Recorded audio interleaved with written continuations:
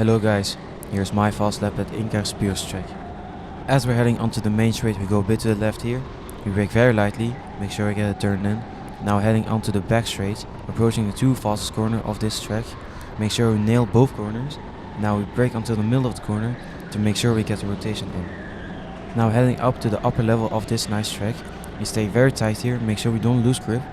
We trail brake into this corner to make sure we get rotation. Now pedal to the metal as we're heading up these next sequence of corners that are difficult to get right.